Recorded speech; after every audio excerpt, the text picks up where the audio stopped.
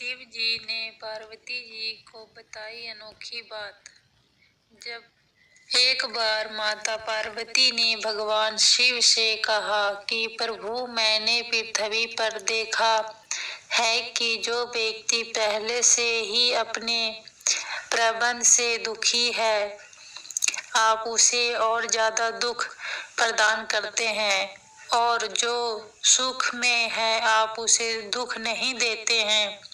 भगवान ने इस बात को समझने के लिए माता पार्वती को धरती पर चलने के लिए कहा, और दोनों ने इंसानी रूप में पति पत्नी का रूप लिया और एक गांव के पास डेरा जमाया।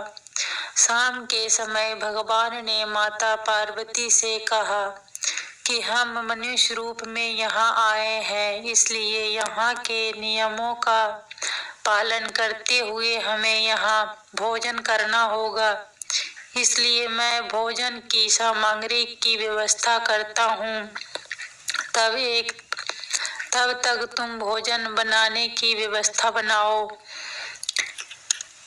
भगवान के जाते ही माता पार्वती रसोई में चूल्हे को बनाने के लिए बाहर से ईंट लेने गई और गांव में कुछ झरझर हो चुके मकानों से ईंट लाकर चूल्हे तैयार कर दिया।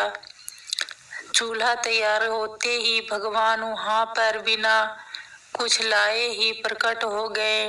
माता पार्वती ने उनसे कहा, आप तो कुछ लेकर नहीं आए, भोजन कैसे बनेगा?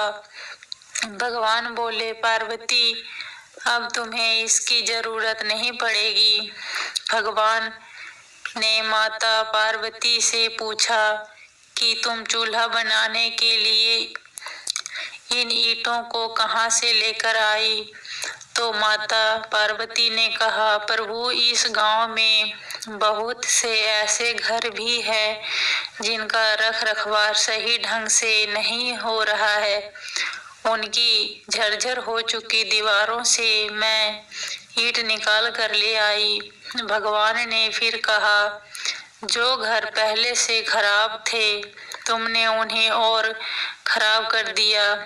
तुम ईंट उन सही घरों की दीवार से भी तो ला सकती थी। माता पार्वती बोली, प्रभु, उन घरों में रहने वाले लोगों ने उनका रख रखवार बहुत सही तरीके से किया है और वो घर सुंदर भी लग रहे हैं। ऐसे में उनकी सुंदरता को बिगाड़ना उचित नहीं होता।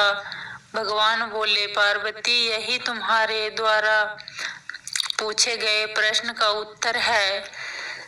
जिन लोगों ने अपने घर का रख रखवार अच्छी तरह से किया है, यानी सही कर्मों से अपने जीवन को सुंदर बना रखा है, उन लोगों को दुख कैसे हो सकता है? मनुष्य के जीवन में जो भी सुखी है वो अपने कर्मों के द्वारा सुखी है, और जो दुखी है वो अपने कर्मों के द्वारा दुखी है। इसलिए हर एक मनुष्य को अपने जीवन में ऐसे ही कर्म करने चाहिए कि जिससे इतनी मजबूत वो खूबसूरत इमारत खड़ी हो कि कभी भी कोई भी उसकी एक ईंट भी नहीं ना निकाल पाए। प्रिय बंधुओं व मित्रों, यह काम जरा भी मुश्किल नहीं है। केवल सकारात्मक सोच और निस्वार्थ भावना की आवश्यकता है। इसलिए जीवन में हमेशा सही रास्ते का ही चयन करें और उसी पर चलें। जय जय श्री राम।